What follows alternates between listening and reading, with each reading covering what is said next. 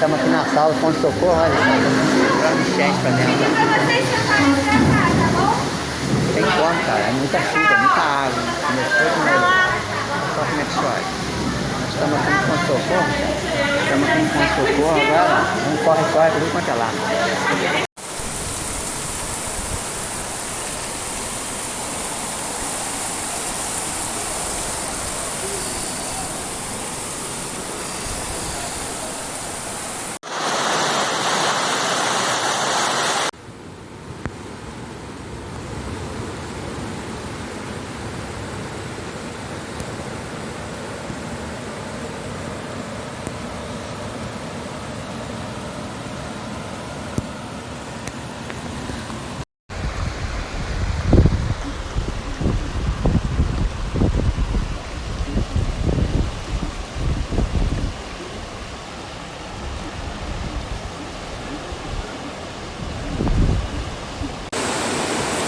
Aí, gente, situação delicada em Petrópolis, ó. Petrópolis agora, nesse exato momento. Domingão, dia 20 de março. Agora, gente, aí, ó.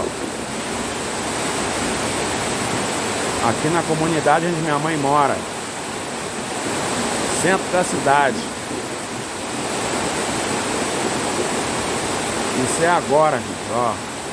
Situação cada vez mais piorando. Peço a todos que rezem por nós, porque a situação está ficando crítica.